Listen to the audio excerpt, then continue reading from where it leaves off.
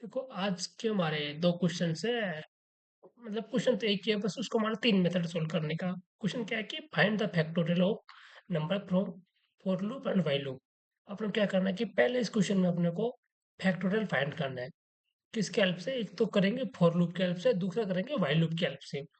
तो पहले मैं आपको बताता हूँ कि फैक्टोरियल क्या होता है, इसका कंस्ट्रक्ट बता देता हूँ कैसे फाइंड किया जाता है। फिर मैं आपको फॉर लूप से कैसे सोल्व किया जाता है वो कंस्ट्रक्ट बताऊंगा, कैसे लॉजिक लगाया जाएगा। फिर फॉर लूप से लॉजिक बताने के बाद फिर मैं आपको बताऊंगा, इसका कोड करके दिखाऊंगा। कोड करने के बाद फिर मैं आपको व्हाइल लूप का कंस्ट्रक्ट बताऊंगा। व्हाइल लूप का कंप्लीट होने के बाद फिर मैं सेकंड क्वेश्चन में जाऊंगा, factorial of using recurrence method के द्वारा मैं आपको क्वेश्चन सोल्व कराऊंगा।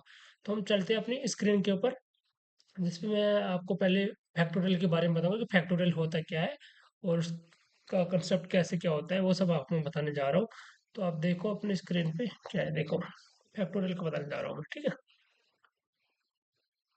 क्या होता है फैक्टोरियल?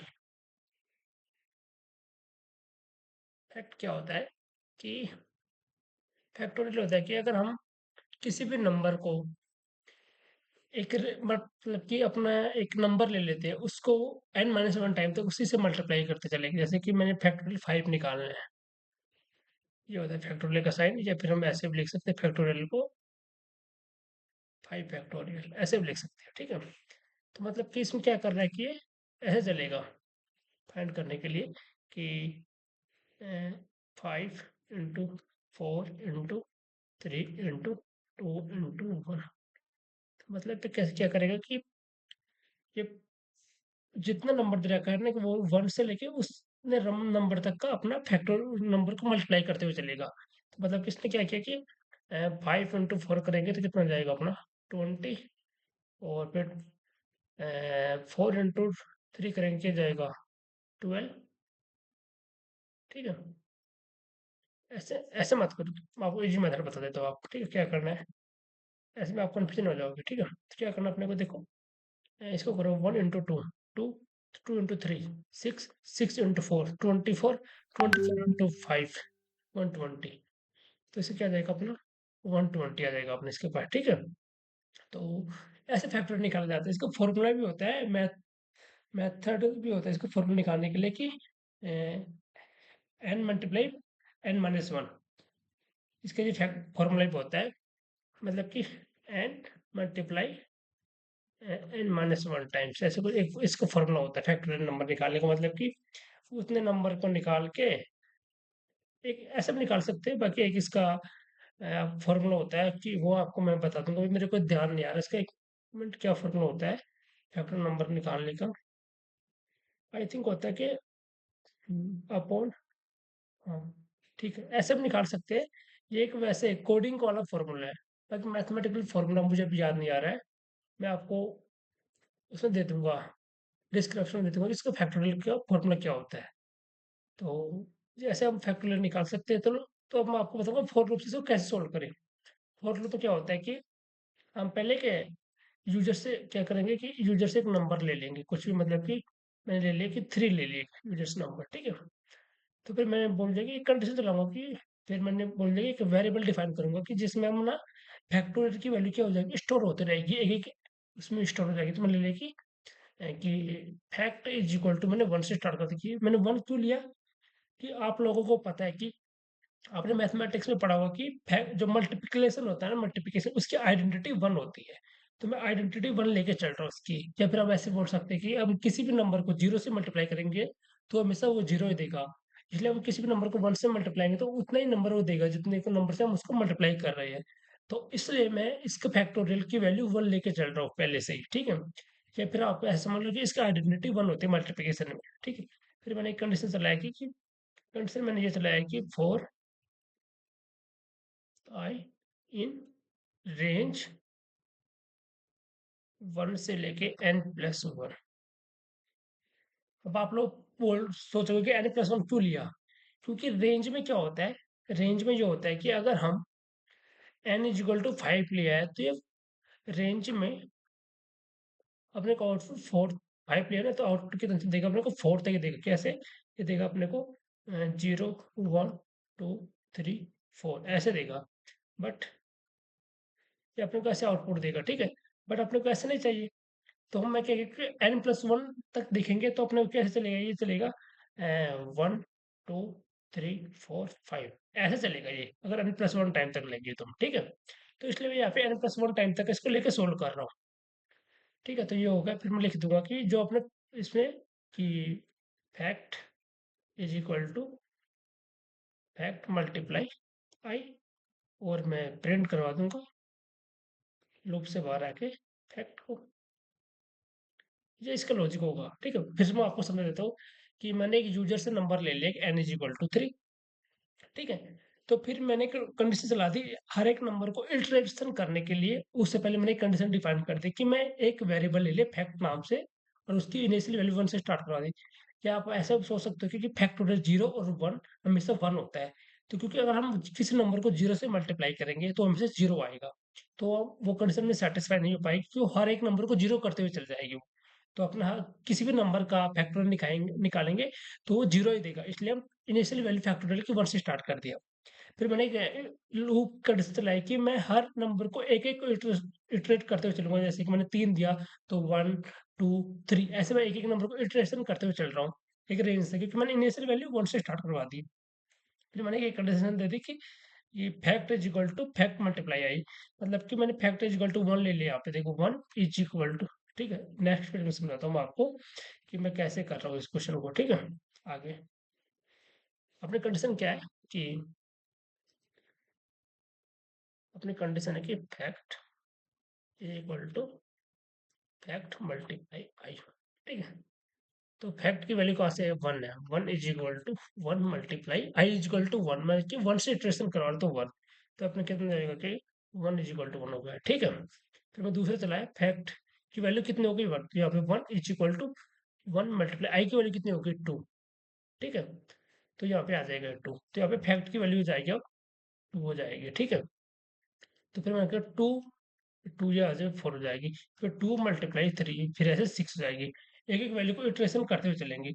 तो हमने n इक्वल टू 3 लिया था, तो यहाँ पे क्या हो जाएगा, टोटल इसका फैक्टोरियल 6 आ जाएगा। फिर हम इस फॉर्मूले में रखेंगे fact is equal to fact multiply i, फॉर्मूले में रखेंगे तो यहाँ से इसका आंसर डायरेक्ट 6 आ जाएगा। एक एक नंबर को इटरेशन करते हुए चलेगा। तो यह आपको कंसेप्ट समझा दिया मैं आपको फॉर लूप से कि ऐसे सोल्व करते हैं। तो अब मैं इसका आपको कोड लिख के दिखा देता हूँ, जिससे आपको पता चल जाए कि जो मैं आउटपुट दे रहा हूँ वो सही है कि नहीं है। जैसे कि इसका जो जाएगा कि मैंने क्या किया कि n एक वेरिएबल ले लिया और उसमें इंटीजर वैल्यू डिफाइन करवा रहा हूँ मैं, ठीक है। ये क्या है, यूजर से इनपुट ले रहा हूँ मैं कि यूजर कुछ भी नंबर दे सकता है, एंटर योर नंबर, ठीक है। फिर मैंने एक वेरिएबल डिफाइन कर दिया कि फैक्ट इज इक्वल टू 1, एक मैंने वेरिएबल डिफाइन कर दिया। फिर एक मैंने फॉर लूप की कंडीशन चला दी कि प्रत्येक एलिमेंट को इटरेशन करने के लिए कि for I in range 1, n+1, ठीक है। तो फिर मैंने लगा दिया कि fact is equal to fact multiply i, ठीक है। फिर प्रिंट करवा दिया मैंने यहाँ पे फैक्ट को, ठीक है। तो अगर हम देखो मैंने नंबर ले लिया 5, जैसे मैं इसमें 5 नंबर लेता हूँ, अब उसका आउटपुट कितना जाए 120 आ जाए, 5 का 120 आ रहा है। चलो हम 3 लेके देखते हैं, 3 लिया 6 आना चाहिए, 6 आ रहा है, ठीक है। चलो मैं 6 लेता हूँ, 720 आना चाहिए, 720 आ रहा है, ठीक है। मतलब कि अपना, चलो 4 लेके चेक करते हैं, 4 लिए 24 आ रहा है, मतलब फिक्स। मतलब कि अपना जो लॉजिक है कंडीशन, मतलब कि वो एकदम बिल्कुल करेक्ट वे से चल रही है। तो फोर लूप के द्वारा अगर आप ऐसे सोल्व कर सकते हो, अगर जब इंटरव्यू आपसे बोले कि write a Python program to find the factorial n numbers, तो आप उसके लिए ये वाला कोड लिख सकते हो, ठीक है। अगर उसने बोल दे कि आपको व्हाइल लूप से लिखना है तो आप व्हाइल लूप से लिख देना। अगर फोर लूप की बोले तो आप फोर लूप से लिख देना। अगर वो बोल दे कि आपको फोर लूप और व्हाइल लूप का यूज नहीं करना है, ओनली आपको रिकरेंस का यूज करना है, तो रिकरेंस को मैं भी आपको आगे समझाऊंगा। अभी मैं आपको ये अपना फोर लूप होगा, मैं आपको ये कोड व्हाइल लूप से करके दिखाऊंगा, ठीक है। सेम कोड व्हाइल लूप से। तो पहले मैं आपको व्हाइल लूप की कंडीशन समझा देता हूँ कि व्हाइल लूप से हम कैसे सोल्व करेंगे इस क्वेश्चन को, वो कंडीशन मैं आपको समझा देता हूँ। फिर सेम ऐसा ही कंडीशन है और कुछ ज़्यादा चेंजेस नहीं है उसमें, अपने को एक व्हाइल कंडीशन लेना पड़ेगा अपने को और कुछ नहीं करना पड़ेगा। तो ठीक है, चलते हैं अपनी स्क्रीन पे और मैं आपको दिखाता हूँ कि व्हाइल लूप के द्वारा कैसे हम इस क्वेश्चन को सोल्व कर सकते हैं, ठीक है। तो मैं आपको व्हाइल लूप वाली कंडीशन दिखा देता हूँ। ठीक है, देखो व्हाइल लूप में क्या होता है, सेम फॉर अपने को क्या करना पड़ेगा कि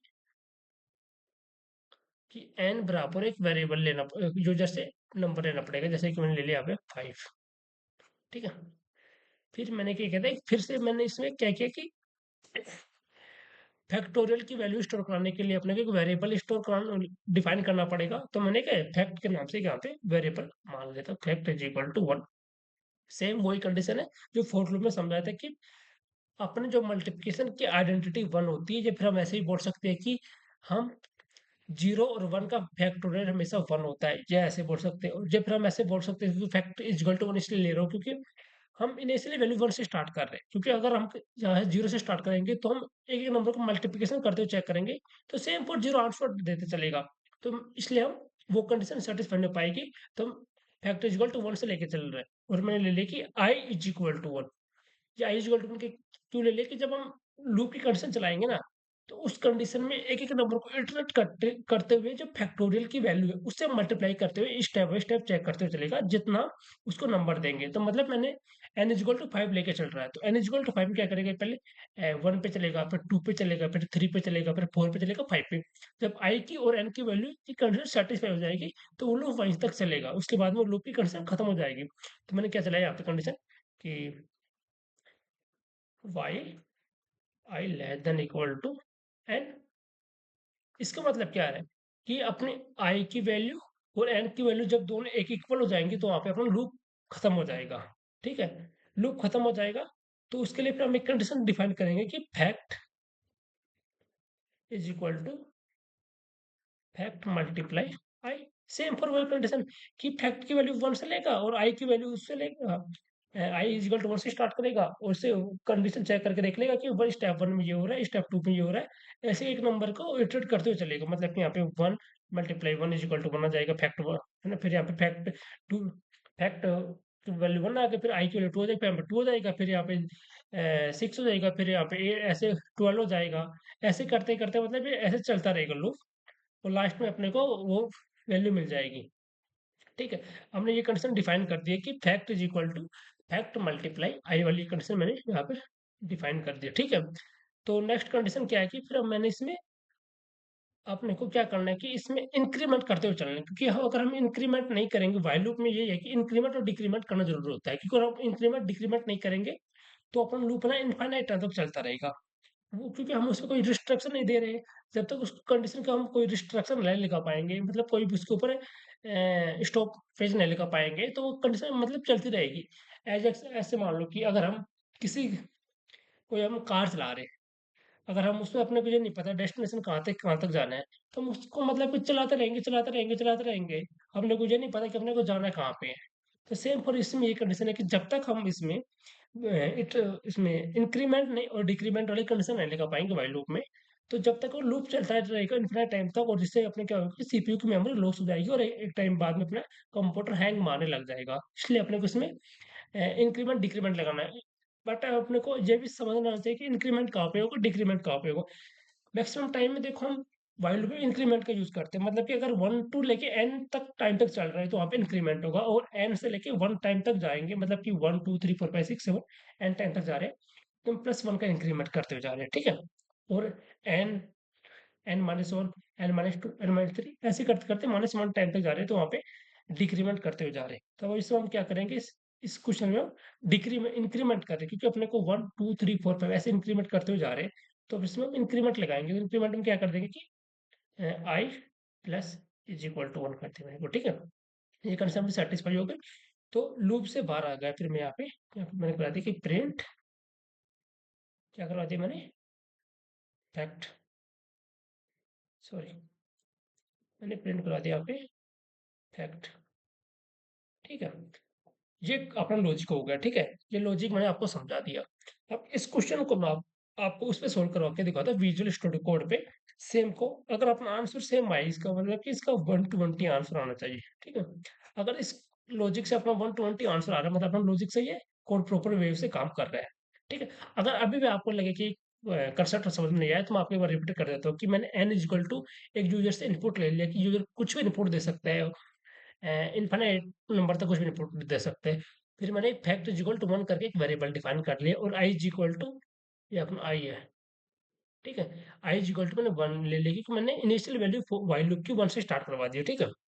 एक कंडीशन दे दी कि आई की वैल्यू जब यूजर की वैल्यू के इक्वल ना हो जाए, उससे छोटे ना हो जाए, जब तक लूप चलता रहेगा। फिर लूप चलता रहेगा तो उसमें मैंने एक कंडीशन दे दी कि अगर अपनी फैक्टोरियल की वैल्यू को हम है जो जो इनिशियल वैल्यू को और अपनी इटरेशन की वैल्यू को मल्टीप्लाई करते हुए करेंगे, स्टेप वाइज चेक करते रहेंगे जब तक उसकी इटरेशन की कंडीशन सेटिस्फाई नहीं हो जाए, ठीक है। फिर उसमें मैं एक एक नंबर का इंक्रीमेंट कर दिया, अगले स्टेप में चले गए, इसके 1 के लिए जाने के बाद 2 के लिए, 3 के लिए, एक एक 1 का इंक्रीमेंट करते हुए चल दिया। और लास्ट में फाइनल क्या कर दिया कि उसको फैक्टोरियल जो अपने वेरिएबल है फैक्ट, उसको मैंने वो करवा दिया, अपना क्या बोलते हैं, कॉल करवा दिया, ठीक है। तो मैं देखो इसको कोड लिख के दिखा देता हूँ आपको ये अपना फॉर लूप का हो गया, ठीक है। ये तो फॉर लूप, ठीक है। इसको मैं ऐसे रहने देता हूँ, इसको कम, तो इसको भी कमेंट आउट मार देते हैं, ठीक है। अब मैं आपको दिखा देता हूँ वाइल लूप, ठीक है। मैंने लिया कि n int equal to sorry enter your number, ठीक है। ये हो गया। फिर मैंने ले दिया कि हो गया ना, ठीक है। फिर मैंने एक वेरिएबल ले लिया थर्ड के नाम से, इनिशियल वैल्यू उसमें 1 डिफाइन स्टार्ट करवा दिया। फिर मैंने I equal to initial value 1 से स्टार्ट करवा दी। फिर मैंने एक व्हाइल लूप से यहाँ पे कंडीशन दे दी कि i less than equal to n, ठीक है। फिर मैंने एक कंडीशन लगा दी कि फैक्ट को हम हर एक नंबर से इटरेशन कर रहा है, उस हम इसको मल्टीप्लिकेशन कराते हुए चेक करते चलेंगे, ठीक है। और +1 का इंक्रीमेंट करते हुए चलेंगे, ठीक है। फिर मैं अब इसको कॉल कर देता हूँ यहाँ पे कि प्रिंट फैक्टोरियल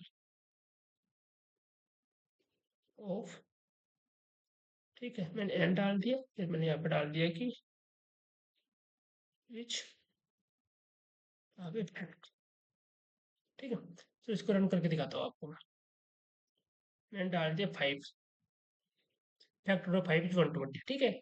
अपना आंसर मतलब करेक्ट आ रहा है, ठीक है। चलो हम और दूसरे नंबर का चेक करते हैं। चलो हम करते हैं 3 का, 3 का कितना है 6, गुड मतलब अपना आंसर सही आ रहा है, ठीक है। उसके बाद हम चलो 6 का चेक करते हैं। चलो 0 का चेक करके दिखाता हूँ आपको, 0 को बनाना चाहिए, 0 को 1 का भी बनाना चाहिए, ठीक है। मतलब अपनी कंडीशन सेटिस्फाई हो रही है, मतलब ये लॉजिक अपना एकदम करेक्ट वे से हो रहा है। अगर इंटरव्यू बोले वाइल लूप से, तो आपको ये वाला कोड लिख के दिखाना है, सेम डिट्टो कोड ये लिख के दिखा देना, और उसको एक्सप्लेन कर देना कि फैक्ट की मतलब क्यों लिया है, आई का मतलब क्या हो रहा है, यहाँ पे कंडीशन क्या हो रही है। ये सब चीज आप एक्सप्लेन कर दोगे ना, तो आपके वहाँ पे शॉर्टलिस्ट होने की संभावना बहुत ज्यादा रहेगी। आपको अब मैं दो मेथड समझाती हूँ, फॉर लूप से और वाइल लूप से। अब लास्ट वेरी वेरी इंपॉर्टेंट बचा है कि रिकरेंस मेथड से। This is very very important method, सबसे इंपॉर्टेंट क्वेश्चन ये है फैक्टोरियल फाइंड करने का, सबसे इंपॉर्टेंट। चलो इसका मैं आपको पहले कंसेप्ट समझा देता हूँ आपको, ठीक है, कि रिकरेंस रिलेशनशिप कैसे सोल्व करते हैं, ठीक है। आ जाओ, तो ठीक है, रिकरेंस रिलेशनशिप फैक्टोरियल फाइंड करने का मैं आपको समझा देता हूँ, ठीक है।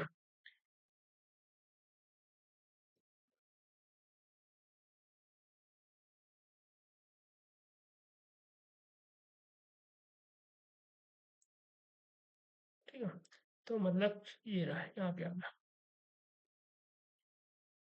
रिकरेंस मेथड से हम बात करते हैं इसको, ठीक है। रिकरेंस में हम कैसे करेंगे, रिकरेंस का मतलब क्या होता है कि वो चलेगा कि रिकरेंस का फॉर्मूला होता है अपना कि क्या होता है कि n multiply fact of n-1, ये रिकरेंस का होता है कि मतलब कि f(1) is equal to f(1) और f(2) is equal to f(2) और f(3) is equal to f(3), ठीक है। जैसे ऐसे बोल सकते हो इसको कि, ठीक है, अब ऐसे बोल सकते हैं कि मतलब कि चलो हाँ, ये भी ठीक मेथड है, कोई दिक्कत नहीं। इसमें हम क्या करेंगे कि इसमें हम इफ एल्स कंडीशन का यूज करेंगे। इफ एल्स कंडीशन का यूज इसलिए करेंगे कि अगर अपनी n की वैल्यू इक्वल टू 0 जाएगी, तो हम रिटर्न करवा देंगे 1, और n की वैल्यू इक्वल इक्वल टू 1 हो जाएगी तो रिटर्न हम करवा देंगे 1। मतलब कि हमें पता है कि 0 और 1 का में से फैक्टोरियल कितना होता है, 1 होता है। ठीक है। अगर ये कंडीशन सेटिस्फाई नहीं कर रही है, अगर n is equal to user ने कि n is equal to 0 number दे दिया, तो सीधा ये यहाँ पे कंडीशन आ जाएगी। ठीक है। चलो मैं अभी नॉर्मली समझा रहा हूँ, ठीक है, बाद में आपको थोड़ा कोड बताऊंगा अभी। अगर यूजर ने n इज इक्वल टू 1 डाल दिया, तो ये कंडीशन सीधी यहाँ पे आ जाएगी और अपने को रिटर्न में ये मिल जाएगा। ठीक है। तो मैं आपको इसका थोड़ा लॉजिकल बताता हूँ कि कैसे ये सोल्व हो रहा है क्वेश्चन। तो मतलब कि मैंने एक बोल दिया कि n इज इक्वल टू ले लिया कि 5। ठीक है। फिर मैंने बोले कि एक फंक्शन डिफाइन करते हैं कि डैश फाइंड फैक्टोरियल। इसे मैंने डिफाइन कर दिया n, जो हमने इनपुट जो लिया। फिर मैंने इस क्या किया कि एक कंडीशन चला है कि इफ अगर n इक्वल टू 0 है तो रिटर्न करवा देंगे 1। फिर बोले कि एलिफ n इक्वल टू 1 है तो रिटर्न करवा देंगे 1। एल्स में चलते हैं, फिर एल्स में गया मैं। एल्स में बोला कि मैं रिटर्न करवा दूंगा अपना, अगर मुझे कंडीशन नहीं मिलेगी तो मैं रिटर्न करवा दूंगा एन, और उसका फॉर्मूला करवा दूंगा कि मैं मल्टीप्लाई कर दूँ उसको, फाइंड फैक्ट ऑफ n-1 तक।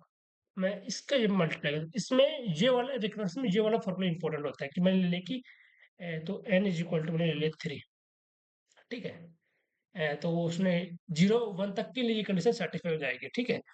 तो फिर मैंने 2 के लिए दिया, यहाँ पे आएगा तो 2 मल्टीप्लाई फाइंड ऑफ फैक्ट 1 तक आ जाएगा। तो मतलब कि f(2) मल्टीप्लाई f(1) आ जाएगा 2 के लिए। ठीक है। और 3 के लिए आ जाएगा f(3) मल्टीप्लाई f(2) आ जाएगा। तो मतलब कि ये कैसे आ रहा है, मैं बता दूँ आपको। ठीक है। ये कैसे आ रहा है, चलो नेक्स्ट पेज पे समझा देता हूँ आपको।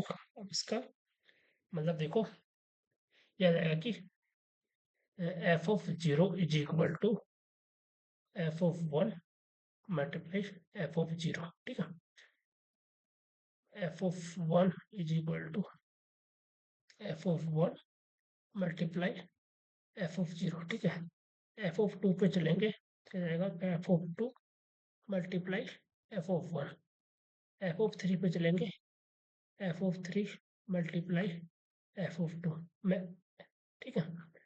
f(4) पे चलेंगे f(4) मल्टीप्लाई f(3). ठीक है। f(5) पे चलेंगे तो जाएगा कि f(5) मल्टीप्लाई f(4). ये ऐसे काम करता है रिकरेंसलेशन में, ऐसे काम करते हैं। ठीक है। रिकरेंसलेशन में तो मतलब इसे क्या जाएगा 0, इसे क्या जाएगा 1, इसे क्या जाएगा 2, इसे क्या जाएगा 3, इसे क्या जाएगा 4, इसे क्या जाएगा 5। तो मतलब ठीक है, ये आ गए।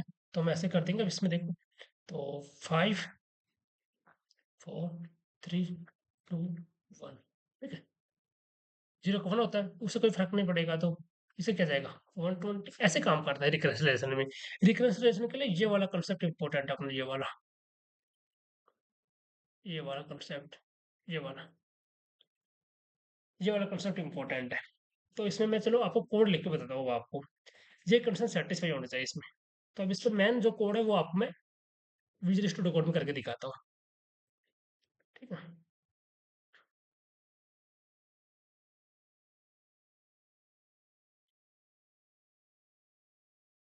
किसे करना है, रिकरेंस मेथड से ना।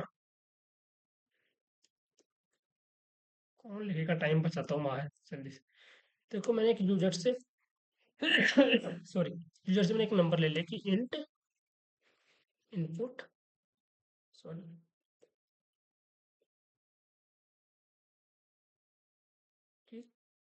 Enter your number. देखो अब मैं एक चीज दिखाऊंगा, वहाँ पे मैंने इफ और एलिफ एल्स कंडीशन चलाया था, बट मैं यहाँ पे इफ एलिफ एल्स नहीं चलाऊंगा, और इफ और एल्स दो कंडीशन चलाऊंगा, क्योंकि मैं एलिफ इफ में ही वो दोनों कंडीशन एक साथ डाल दूंगा। 0 और 1 वाली मैं लिखा कि डिफ फाइंड फैक्ट एन। ठीक है, तो मैंने डाला कि if n is equal to 0, ठीक है, और एन इक्वल टू 1 है, ठीक है, तो मैंने रिटर्न करवा दी सीधा सा 1, ठीक है। फिर एल्स में गया मैं, इसको बोला कि रिटर्न करवा दो भाई साहब, एंड फिर मल्टीप्लाई करा देंगे फाइंड एन माइनस 1 से, ठीक है। मैंने ये तो कोड समझाया था आपको यहाँ पे, ये तो मैंने समझाया था, ये वाला ही तो।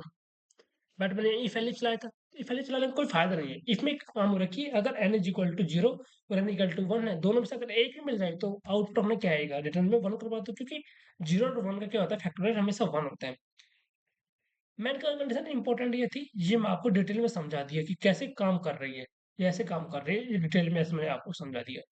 ये ऐसे, ये ऐसे काम कर रही है ये वाली, ठीक है, जो मैं आपको डिटेल में समझा चुका हूँ कि ये कैसे काम कर रही है। जो इम्पोर्टेंट कंडीशन थी वो आपको मैं समझा दिया, ठीक है। इस कंडीशन के हिसाब से ही अपने को फैक्टोरियल फाइंड करता है रिकरेंस रिलेशन में। रिकरेंस रिलेशन ऐसे काम करता है, ऐसे, जैसे जो रखा है, ठीक है। सॉरी, पेन टैब ना मैं फेस टैब चला रहा हूँ तो मुझे चलाने में बहुत दिक्कत हो रखा है। तो हैंड राइटिंग की तरफ मत जाओ, जो बोल रहा हूँ उस पर ध्यान दो कि मैं क्या इंपॉर्टेंट कंसेप्ट बोल रहा हूँ, कोई लाइन मिस ना कर रहा हूँ। अगर आपको कोई भी कंसेप्ट अभी समझ नहीं आ रहा हो और आपको ऐसा लग रहा हो कि यार मैं बहुत स्पीड से बोल रहा हूँ या कुछ चीज़ें स्किप कर रहा हूँ, तो भी आप मुझे कुछ चीज़ें कमेंट सेक्शन में बता सकते हो। तो मैं, आप लोग जितना मुझे अच्छा बताओगे मैं उतना अच्छा आपके लिए डेप्थ में कंसेप्ट देता जाऊंगा, ठीक है। अब आते हैं अपने कोड के ऊपर। ये अपना कोड है, ठीक है।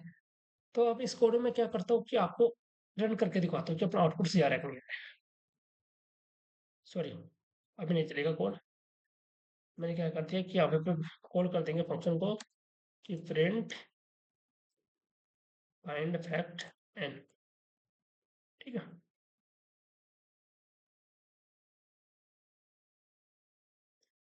चलो तो हम इस फंक्शन को कॉल करते हैं, कोड, ठीक है। ये तो चलो हो गया अपना।